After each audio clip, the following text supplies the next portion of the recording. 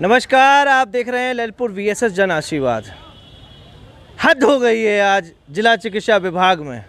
आज अनशन का 5वां दिन है। हम आपको लेके चलते हैं। ये देखिए, अनशन का 5वां दिन है। 5वें दिन भी कोई सुन नहीं है, बैठे हुए हैं मायूसी में। ना कोई इनको निकालने का लेटर मिल रहा है, ना किसी लेटर से अनभिक किया जा रहा है। सिर्फ एक लेटर है, आइए उससे में आपको दर्शन कराते हैं। उप चिकित्सा अधिकारी द्वारा इन्हें ना निकालने का लेटर दिया गया, ना किसी लेटर से अनभिक किया गया। शासन द्वारा क्या आदेश आया है उससे भी इन्हें अवगत नहीं कराया गया कि इन्हीं 15 लोगों को हटाने का आदेश है। किसी चीज़ से अवगत नहीं कराया, सिर्फ एक चीज़ से अवगत कराया 4 दिन बाद।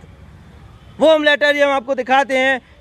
ये है सिर्फ लेटर कि अगर कि प्रांगण में अनशन करने वाले लोगों के साथ अगर कोई दुर्घटना होती है, अन्यथा आपके साथ कोई दुर्घटना घटित होती है तो आपके विरुद्ध प्रशासनिक कार्रवाई की जाएगी। अगर बताइए यहाँ कोई दुर्घटना घटित होती है, अगर अनशन के कारण किसी की मृत्यु होती है तो किसके खिलाफ कार्रवाई करेंगे? ऊपर जाके कार्रवाई करेंगे क्या?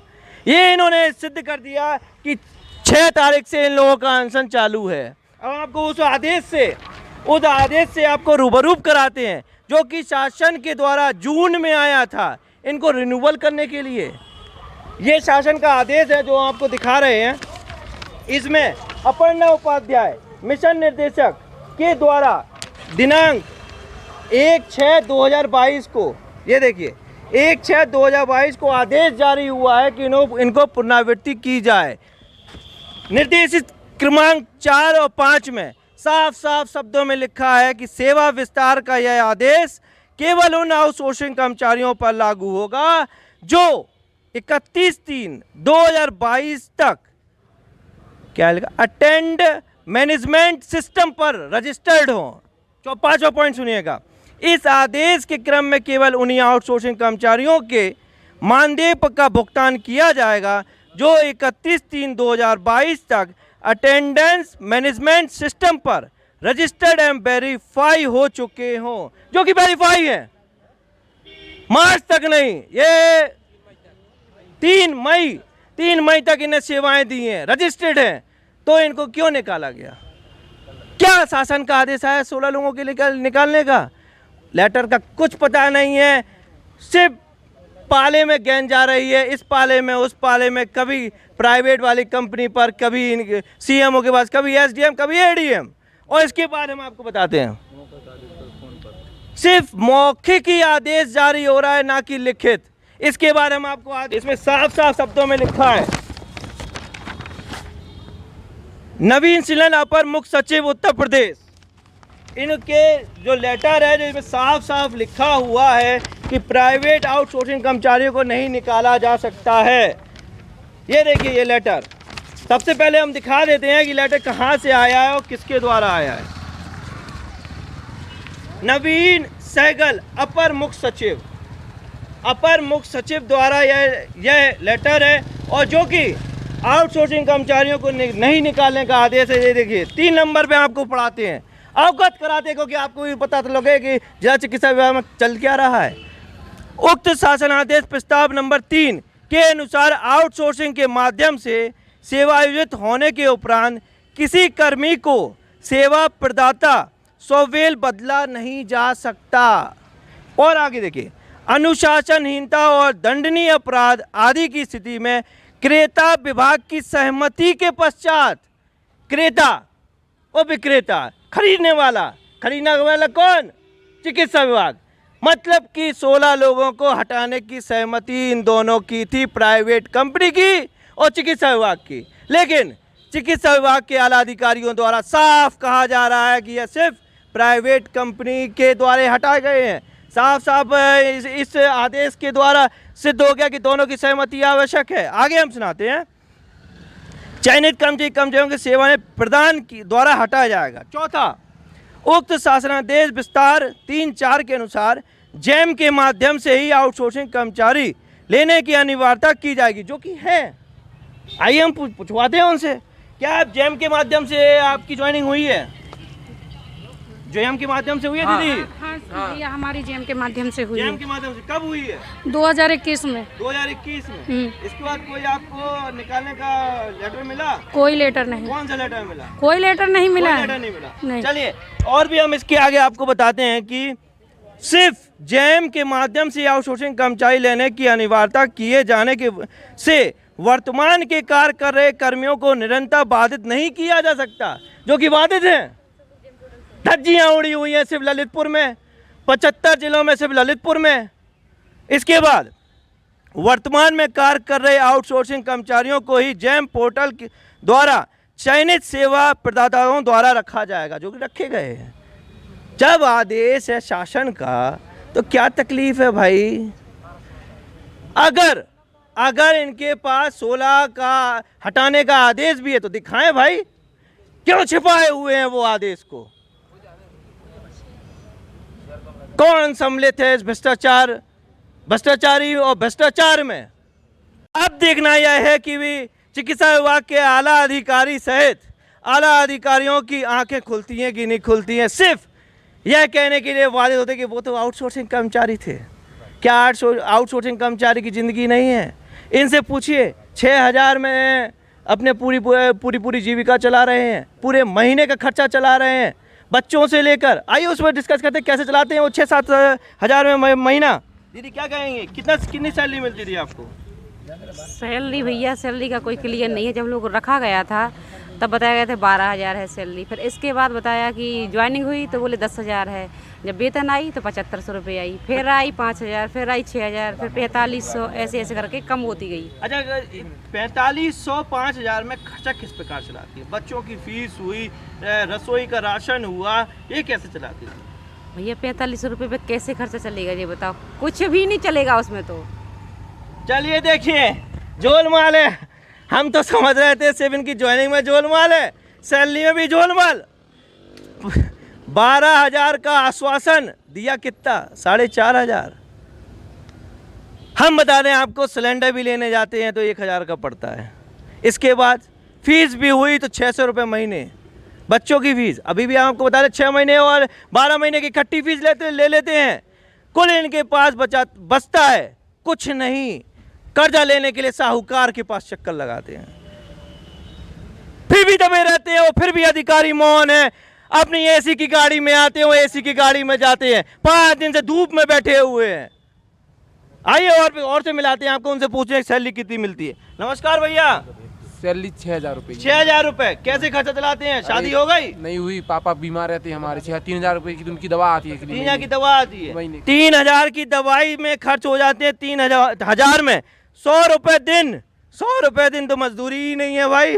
क्या कहेंगे भैया? जी सर, 6,000 रुपये में खर्चा नहीं चला पाते हैं। हम दूर से आते हैं तो 100 रुपये पेट्रोल का लगता है पर डे, इसलिए 3,000 रुपये में वैसे घर का खर्च ही नहीं चलता है। लाइए इनका 5वें महीने में, इनका नाम क्या बताए सर? बाबूलाल नाम है सर। हाँ बाबूलाल, जिसे हमने अवगत कराया था। इनका क्या कहें, बड़ा झोलमाल है, हमें बोलने में हंसी आ रही है। 5वें महीने में जब इनकी ज्वाइनिंग के लिए आए थे, 16 लोगों को हटाने के लिए इनका नाम था।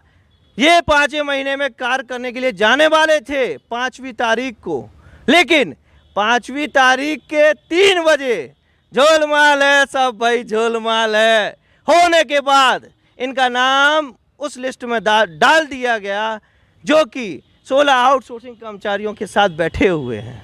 ये वही बाबूलाल जी हैं जो कल हमारी बात हुई थी। आइए हमारे साथ। नमस्ते दीदी, कैसे चला रही हैं खर्चा? नमस्कार, क्या कहेंगे? बड़ी सैलरी मुश्किल। कितनी मिल रही है? हम लोगों को 6,000 रुपये सैलरी मिलती है, जिसमें महीने भर का खर्च चलाना बड़ी मुश्किल हो जाती है। किसी भी तरह मन को मार के हम अपना खर्चा चलाते हैं, वो भी सैलरी जब समय पे मिलती है। सैलरी हम लोगों को समय पे नहीं मिलती, कभी 1 महीने, कभी 2 महीने, कभी 3-3 महीने की सैलरी आती है। चलिए बहुत बहुत धन्यवाद। ये 3-3 महीने आएगी। साहूकार के मजे, साथ में इनके ब्याज देने के मजे, कहाँ जी पाएंगे भाई? ये तो ऐसे हुआ कि भूख तो लगी है पेट भर, आधा ही खा के हम जिंदा हैं, क्योंकि हमें अपने बच्चे पाल ले हैं, इसलिए ये बैठे हुए हैं। आइए हमारे साथ। नमस्कार, इनके बारे में बताते हैं कल हमने आपको अवगत कराया था, ये वो कर्मचारी हैं, सफाई कर्मचारी, जिनकी नौकरी दूसरे को दे दी गई है। कितनी सैलरी मिलती थी भैया? 6,000 सर। 6,000। हाँ। कैसे चलाते थे खर्चा? खर्चा सर चलता ही नहीं है, बहुत मुसीबत से चलता है। 15 किलोमीटर दूर से हम आते हैं गाड़ी से, 100 रुपये दिन को पेट्रोल भरा थमाओ, और भी देखो सब्जी लेना, कछु भी लेना, मतलब पूरा पैसा खर्च हो जाता। इसके बाद भी दवाई है, बीमारी है सर, तो हम गांव में जो साहूकार हैं उनसे हम पैसा लेते हैं। आज के समय में सर हम 70,000 रुपया के कर्ज में हैं सर। साहूकार का ब्याज क्या चल रहा है? हाँ, ब्याज क्या सर चल रहा है ब्याज? 5%, 4%। ले भैया, 5%, 4% का ब्याज कहाँ से देंगे भाई 5,000 वाले? अंत में उनको बस सर आज 5वां महीना होने जा रही है, हम लोगों को 1 रुपया तनख्वाह नहीं मिली सर। आप आधी साल हो जा रही सर हैं। अब हम आपको बता दें, कुछ आला अधिकारियों ने कहा कि मानसिक रूप से परेशान है। 27,000, 30,000 पाने वाले मानसिक रूप से परेशान, 6,000 वाले क्या मानसिक रूप से परेशान नहीं होंगे क्या? वो तो अपनी जिंदगी जी रहे हैं 6,000 और 7,000 में। आइए हम और भी रूबरू करते हैं। नमस्ते दीदी, क्या कहेंगे, कितनी सैलरी मिलती है? हाँ भैया नमस्ते, हम लोग तो स्टाफ नर्स के पोस्ट पे हैं, तो हमारी 13,500 है। 13,500। अच्छा, इसका आप जब आपने ज्वाइनिंग की थी तो कितनी मिलनी थी? 13,500 ही? नहीं, उसमें तो 20,000 का था। 20,000 का था। हाँ, चलिए बहुत बहुत धन्यवाद। कैसे खर्चा कैसे चला रही है? खर्चा बताइए। इस समय तो बहुत मुश्किल है भैया। इस समय बच्चों की पढ़ाई और उनके खाने खर्चा नहीं निकल रहा, क्योंकि ये 2 महीने से तो हमारी नौकरी ही छीन ली है। सैलरी मिली है अभी 2 महीने की? नहीं मिली है। लाइए। काम भी करा लिया है, सैलरी भी नहीं मिली। अब शासन के पास पैसा नहीं है कि इन लोगों के पास पैसा नहीं है। नमस्कार भाई साहब, क्या कहेंगे, 5वां दिन है और सैलरी भी आप लोग, हमने आपको बताई, इन लोगों चर्चा हुई तो सैलरी भी कटपिट के 2-3 हज़ार रुपये, मानसिक शारीरिक सब तरीके से प्रताड़ित किया जा रहा है। क्या कहेंगे? अन्याय की पराकाष्ठा है और इसमें संघर्ष जारी रहेगा। इनकी मेहनत रंग लाएगी। जबकि राज्य मंत्री जी ने वादा किया है कि 2 दिन के अंदर इनको ज्वाइनिंग होती है तो मैं इनके खिलाफ कार्रवाई भी कर दूंगा। मुझे पूर्ण विश्वास है कि इनकी मदद की जाएगी। और आपके हिसाब से क्या किया, क्या होना चाहिए? भ्रष्टाचार चरम सीमा पर फैला हुआ है चिकित्सा विभाग में। सुनने वाला भी नहीं है। 2 बार तो वार्ता हमने भी की, लेकिन कोई संतोषजनक जवाब नहीं दिया गया है। कहीं बेसी हो गए तो बेसी हमने कि पहले वाले हटते हैं, ना कि बीच वाले, या बाद वाले हटेंगे या पहले वाले हटाए जाते हैं बेसी में। तो इनके साथ बहुत अन्याय हुआ है, इन्हें न्याय मिलना चाहिए। इसीलिए हम भी इनके साथ में हैं और हमेशा रहेंगे साथ। चलिए बहुत बहुत धन्यवाद। हम आपको बता दें, अमर भाई साहब पहले दिन से ही अनशन में इन लोगों का सहयोग कर रहे हैं और बैठे हुए हैं। नमस्कार भैया जी, क्या कहना चाहेंगे आज आप? आनंद स्वरूप रजक, जिला अध्यक्ष उत्तर प्रदेश चतुर्श्रेणी राज्य कर्मचारी महासंघ। मैं बताना चाहता हूँ कि CMO दफ्तर में कर्मचारियों को इतना प्रताड़ित किया जा रहा है, आर्थिक रूप से, मानसिक रूप से परेशान किया जा रहा है। हम ये बताना चाहते हैं आप लोगों के माध्यम से, स्वास्थ्य विभाग के अधिकारियों को चेतावनी भी देना चाहते हैं कि कर्मचारियों का शोषण हम लोग बर्दाश्त नहीं करेंगे। राज्य कर्मचारी महासंघ उत्तर प्रदेश एवं राज्य कर्मचारी संयुक्त परिषद, इनके साथ कंधे से कंधे मिला करके हम इनका साथ देंगे। और यहाँ तो इतना बड़ा भ्रष्टाचार है स्वास्थ्य विभाग में, हर चीज़ में पैसा लगता है, 10-10, 20-20% पैसा लेते हैं, मेडिकल में पैसा लेते हैं। बेचारे परेशान हैं। इतने कर्मचारी 6,000, 4,000 की तनख्वाह देते थे, वही भी इनसे छीन ली गई है। इसलिए बड़ा कर्मचारी जगत में बहुत रोष व्याप्त है हम लोगों के बीच में। हम यही अधिकारियों को द्वारा जिला प्रशासन को भी अवगत कराना चाहते हैं कि हम लोगों का यही मांग, हमारा निवेदन स्वीकार कर लिया जाए कि इनको पुनः वापस ले लिया जाए, जिससे इनके घर परिवार के चूल्हे जल सके। जय संघ, जय भारत। अब देखने वाली बात यह है कि जिला चिकित्सा अधिकारी के आला अधिकारियों की नींद उड़ती है, आते हैं, क्या कहते हैं, यह सब देखने के लिए हमारे साथ बने रहिए। धन्यवाद।